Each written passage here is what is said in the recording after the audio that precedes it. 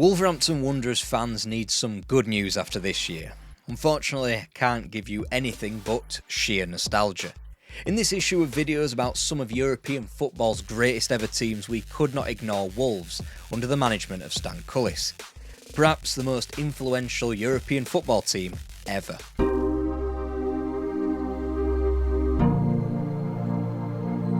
The gunfire has quietened on the Western Front as the East still slumps in the aftermath of the bombs.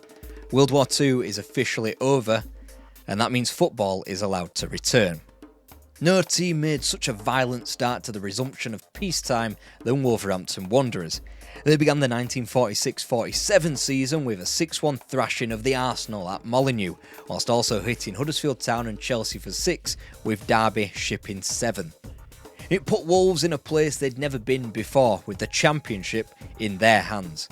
Liverpool travelled to Molineux on the final day of May in a winner-take-all showdown, with Manchester United waiting in the wings to pounce on a draw with the superior goal average. It wasn't just a momentous day because of the season's conclusion, no, it was also the conclusion of one of Wolves' favourite sons' playing career. Stan Cullis was forced into an early retirement after several concussions. He was told to stop playing after he collapsed up at Ayresome Park in March in a league outing with Middlesbrough. The doctors told him if he continued to head heavy leather footballs he would struggle to survive. This warning, in 1947, would continue to be borne out in the dementia he eventually suffered from, alongside many of his peers. Cullis informed his teammates of his retirement pre-match and was of enough stature that he was handed the house mic before kick-off. Whether it was this or the quality of their opponents, but Liverpool handed Wolves a 2-1 defeat to win the title. The outgoing centre-half had a chance to keep his team in the game by fouling Albert Stubbins with a last-man foul, but he just couldn't bring himself to do so. He would finish his Wolves playing career with no medals to show for it. He had joined the club as an apprentice in 1934 after being deemed too slow for Bolton Wanderers. By 1936 he was rapidly installed as first team captain, 2 months after his debut. He received Wolves as a bottom half club promoted from the second tier in 1932 and one that exclusively finished between 15th and 20th of a 22-team league prior to the war. The closest he came to silverware besides the final game of his career was the 1939 FA Cup final, ultimately lost at Wembley to Portsmouth. Wolves were now getting on for 40 years since any form of material success. They'd won the Cup twice, in 1893 against Everton and 1908 against Newcastle United, so long ago that there's barely still photography of the event. Ultimately, Wolves' pomp of 2 second-place finishes had been stifled by the war, and after it they couldn't even manage that, dropping from an 11-point lead to 3rd in a 2-horse race behind Manchester United. Billy Wright assumed Cullis' captaincy for the 1947-48 season as Cullis became assistant to manager Ted Vizard. Ultimately, Cullis had grander designs, and by the subsequent season he was installed as manager. He'd long been touted as the heir to the Wolves manager's hot seat, and his first piece of managerial duty was to cobble together a British team during the war in Bari. A team he led, containing Sir Tom Finney, won out 7-2, and it was a sign of things to come. Cullis had tailored his game on Matt Busby, a defender for Manchester City and Liverpool, and now he was following in his footsteps as a manager. They would be friendly foes for Cullis' time at Molineux. The cornerstone of a Cullis team was high team spirit and high fitness levels. For the latter, Cullis hired Frank Morris, an international runner who imposed fitness targets on his players. They were all set to race 100 metres in just 10.5 seconds, and most would achieve this task within 18 months at the club. Not only speed but strength was a focus as Cullis made the leap to emphasise weight training, which was seldom seen in football at the time. All backed up with the simple maxim that Cullis lived his life by: there is no substitute for hard work. That hard work was rewarded with an FA Cup run that stopped at the delicious landmarks such as the 5th round dispatching of former title rivals Liverpool and the quarter-final elimination of their eternal local enemies West Brom. In the first great battle between Cullis and Busby on the touchline, Wolves scratched and clawed to take the Manchester club to a replay after being disposed of both their fullbacks through injury. In front of 72,000 at Goodison Park for the replay, Cullis called on reserves Alf Crook and Terry Springthorpe, and Wolves qualified for Wembley again. This time he would make no mistake. His Wolves team dispatched of Leicester City comfortably thanks to 2 Jesse Pye first half goals. Finally, in his first season of management, Cullis had delivered a first trophy to Molineux for 41 years. What next? But before we answer that, I need to tell you about how I watch every single Premier League match completely legally, which means it's VPN time! A VPN hides your IP address, which lets you safeguard your internet connection. So, the absolute opposite of what the Manchester United defence would do. Am I right? No? Okay. And for those who haven't skipped this YouTube advert because you bloody love a bargain, here's why you should choose Private Internet Access, today's video sponsor. 1. They're offering you an insane 83% VPN discounts and 4, count them, 1, 2, 3, 4 months completely free. See it like Manchester City buying City Group players for a knockdown price. 2. You can protect an unlimited amount of devices at the same time. Chelsea's transfer strategy for 1. You want 783 devices protected, just buy them all up and protect them. 3. You can access region-restricted content from all over the world 365 days a year. Good news for Spurs fans whose passports are usually back in that cupboard by December. That is Private Internet Access. Links to the discount in the description.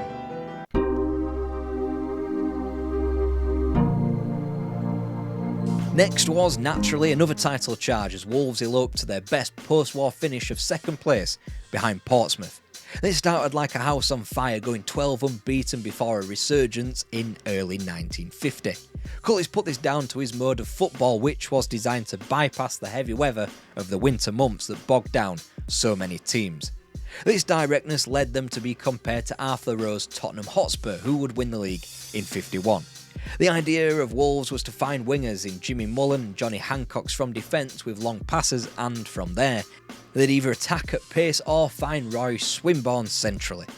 In what could have been a record-breaking season, Wolves came unstuck before Christmas thanks to a Billy Wright injury, and yet they still went toe-to-toe with Portsmouth, with the title only decided on the final day. Birmingham City visited Molineux whilst Portsmouth met Aston Villa. The only problem was, if Wolves didn't get any favours from Villa, they'd need to better their rivals' victory by just 20 goals. In the end, they managed a 5-goal triumph over the Blues, whilst Portsmouth won out against the other team from Birmingham to scoop up the title. Another maxim of Stan Cullis's was beginning to bear fruit as the 1950s became a reality. He had organised one of the first ever feeder clubs in English football, when Wolverhampton Wanderers of South Yorkshire were taken on as a finishing school for potential Wolves professionals. Through this mode in came Roy Swinburne up front and Ron Flowers behind him. Unfortunately, on the pitch, Cullis' side would follow up their initial title challenge with the regressions of 14th and 16th place. This despite the signing of Peter Broadbent from Brentford, which Cullis labelled his best ever buy. Also, despite the warm weather pre-season training in South Africa, which the manager swore by. But a good yardstick for the club's development in this time was the establishment of the FA Youth Cup in 1952. Wolves would appear in the first 2 finals of the competition, only defeated by the best talent production factory in the world at the time, the Busby Babes of Manchester United. Whilst Wolves would have to wait until 1958 to win the Youth Cup, their transition to becoming a successful senior team had already begun. Added to the debuts of Flowers and Swinburne, Bill Slater made his debut in October 1952 as Cullis began to form the backbone of his team. And they got to within 3 points and 2 places of the league title in 53, eventually won by Arsenal on goal average from Preston. Later that year, Cullis' methods were somewhat bizarrely reinforced when Hungary came to town and destroyed England 6-3. The Wolves manager noted that Hungary were direct and that only 1 goal came from their half and from heavy possession. Even though this misguided analysis would be jumped on by Charles Reap and further bastardised, setting England back decades, Frank Puskas declared that the style of Spurs and Wolves had simply been perfected by his Hungary side. By the 1953-54 season, it was becoming abundantly clear that Wolves were reaching a peak of some sort, thanks largely to their supreme fitness. It bore itself out in the goal-scoring stakes. Mullen and Hancock's had become prolific from the wings, scoring 31 goals between them, as Swinburne netted 21 centrally. Unbeaten between August 29th and December the 12th, Wolves broke all kinds of dusty records. They claimed their first win at Newcastle for 50 years, a first triumph at Highbury since 1933, and their first bragging rights at the Hawthorns for 19 years. The fact that the Baggies were not only Wolves' closest geographical rivals but their most competitive rivals in 1954 made the April victory even sweeter. Further saccharine to the heady Black Country concoction was the final day 3 weeks later. Wolves hosted Spurs, West Brom were booked in for a Portsmouth away day. The Wolves needed to match their score and won out with a pair of Roy Swinburne goals as West Brom went down by 3. Wolves were champions of England for the very first time, and yet it wouldn't be the thing Wolves 1954 would be fondly remembered for. The Old Gold had a bit of a history of playing teams from distant lands. Their first foreign tour took place in 1933 of nearby France before the Molineux exhibition matches really started in earnest after the war. The first of which was a hosting of Swedish side Norrköping in front of 30,000 people. 7 years later, the club spunked £10,000 on floodlights, which opened up all kinds of avenues for midweek games in and amongst the domestic scheduling. In the year between the floodlights installation and the headline visit of Honved to the West Midlands, each of Racing Club, First Vienna, San Lorenzo and Spartak Moscow had all visited Molineux. 3 wins and from the latter, a draw. There was just one more frontier to break down. The club owned 2 television cameras and signed a TV deal for a whopping £600 for the second half of Honved's visit to be broadcast. Honved were the Hungarian army team and therefore made up the majority of the national team that had so famously stuck 13 goals beyond England across 2 fixtures in the previous 12 months. On December 13th, 1954, they'd be back and 54,998 would be inside Molineux to greet them in what will live on as one of the most important football matches in history. It didn't matter that this was a bout of champions of England versus champions of Hungary with an unspoken de facto champion of Europe to be crowned. It didn't particularly matter how the game went either. Sandor Kocsis scored one and assisted the other for the Hungarians before the Wolves' comeback began with a Johnny Hancock's penalty and was completed by 2 Roy Swinburne goals in 2 minutes late on. So therefore it didn't matter that Stan Cullis had got his apprentices to waterlog the pitch pre-match and that he ordered his team at half-time to stop man-marking Kocsis and Puskás so that they could cut the supply lines. It mattered because of the immediate post-match sentiment. When the Daily Mail spat out the morning headline of "Hail Wolves, Champions of the World," they were only parroting what the Wolves manager had declared the previous evening. It mattered because that headline generated an uproarious response from the continent. Journalist Willie Meisel was quick to point out that Honved had recently lost to Red Star Belgrade, who were busy polluting the mid-table of Yugoslavian football. L'Equipe editor Gabriel Hano didn't take too well to the aftermath either. He proclaimed, "We must wait for Wolves to visit Budapest and Moscow before we proclaim their invincibility," before muttering something under his breath about a formal European competition. In fact, Wolves would go out to the far reaches of Europe's greatest teams in the next few years. They'd lose in Moscow to both Dynamo and Spartak in 1955, but they effectively played out a 2-legged 5-4 win over Real Madrid 2 years later. You know, that Real Madrid that had become the prolific winners of a competition that they were calling the European Cup. It was Gabriel Hano's brainchild, so wound up was the Frenchman by the Daily Mail's nationalism and the idea that Wolves might actually be the best. He sent out invites to league leaders of every football division in Europe. Weirdly enough, when those invites were sent out, Chelsea topped the league marginally from Wolves. Not that it mattered, the FA and the Football League were still so precious about their domestic game that they couldn't bear the thought of English clubs going to play in some poxy continental competition. It was only when Matt Busby forced their hand in 1956 that England would have a representative in the European Cup. In the meantime, Wolves wouldn't have qualified for the tournament through conventional means anyway. In 1955, they threw away the league title when Billy Wright handled on the line to give Chelsea the winning goal from the penalty spot in a match that decided the championship weeks out from the end of the season. In the following 1955-56 season, despite shooting out of the blocks yet again, with Roy Swinburne bagging 17 from his first 11 matches, they were simply outclassed by a better opponent. The pendulum could be said to have swung on an October visit of Old Trafford, where Wolves led 3-2 with 3 minutes to play, only to lose 4-3. Busby's Manchester United remained invincible at home and romped to the league title by an obscene 11 points. They would remain the team to beat throughout the following season as they somehow improved their points tally to 64, as Wolves maintained a similar form yet found themselves dropping from 3rd to 6th. It was viewed as a Wolves team in transition. Roy Swinburne was forced into an early retirement thanks to injury, whilst Bill Shorthouse and Bert Williams followed him out of the door. Whilst Dennis Wilshaw was haphazardly replaced by West Ham's Harry Hooper, Cullis could rely on the academy graduates of Norman Dealey and Jimmy Murray, who had evolved into key players. In the summer of '57, Wolves returned to South Africa for pre-season, and this time it worked. They shot out of the blocks once again and were barrelling towards a title by Christmas as Jimmy Mullen and Peter Broadbent banged in the goals, with Bobby Mason a more than welcome addition to the front line.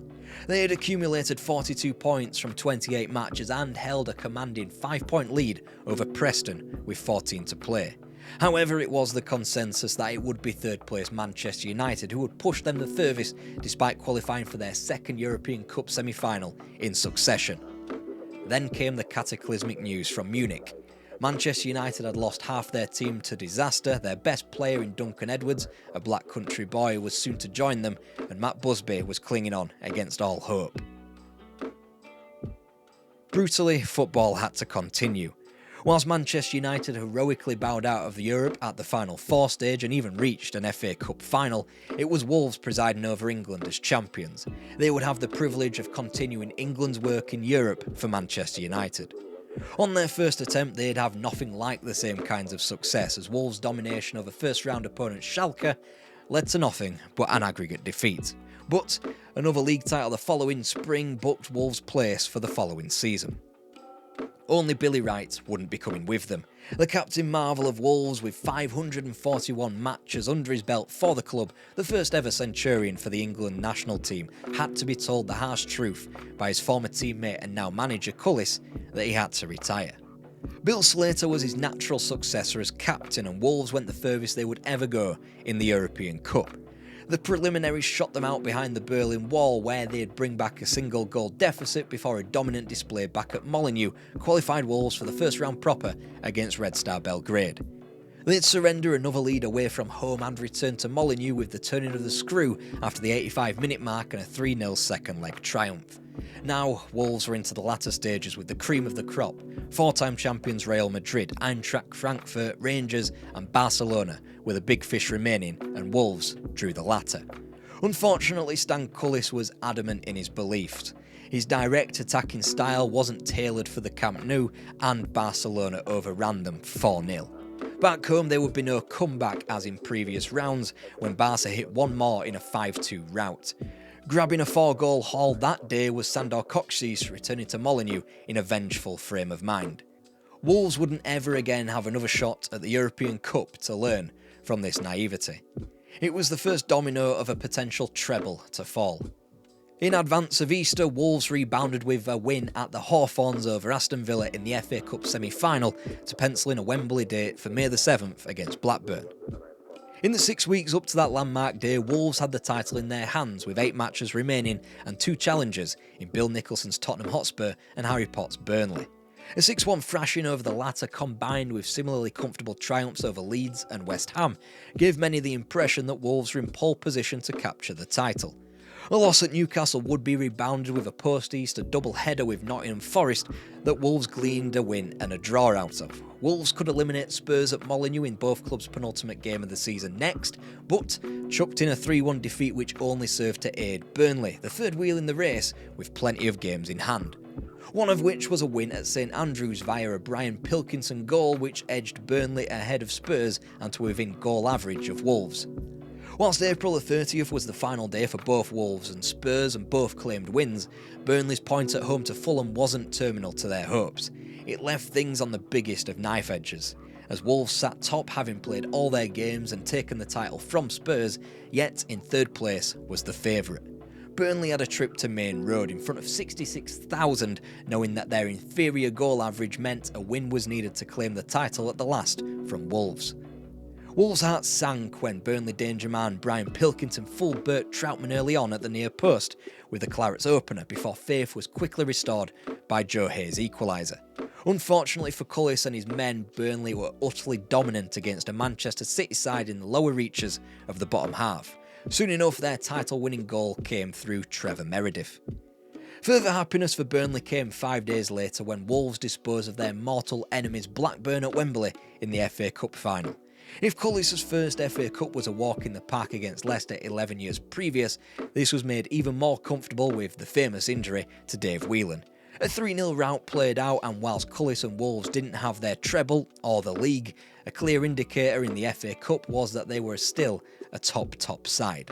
And yet, it would be the last piece of silverware ever won in football by Stan Cullis.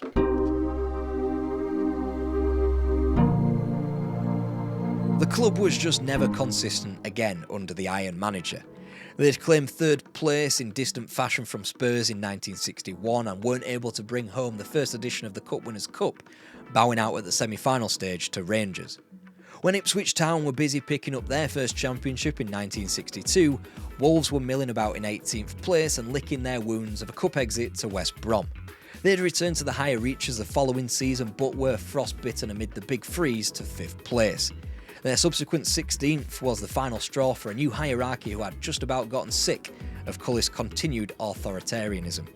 John Ireland, the man who implored Cullis to take the job during the war in the first place, was now the one sticking the knife in as the new chairman. The legacies of this time are all over Molineux.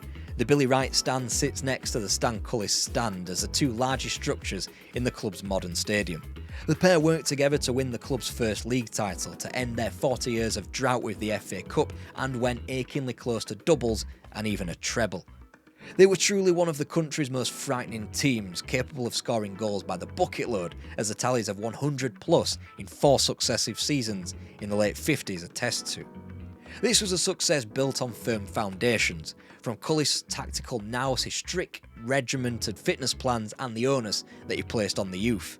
Of the first 10 Youth Cup finals, Cullis' side played in 4 of them. They existed in an era of the Busby Babes and Bill Nicholson's double-winning Spurs, and even then, you could make the case that Cullis' Wolves were the most influential football team of the lot in this time. The floodlit friendlies of the 50s would ultimately mean more to the sport of football than a decade of time at the top of English football. Wolves and Stan Cullis helped pave the way for the European Cup, the shrinking of the continent, and the allowance of top-level football to be played the world over, week in, week out. And if you missed our last issue of videos, you should probably check them out now. 5 more stories from English football's past.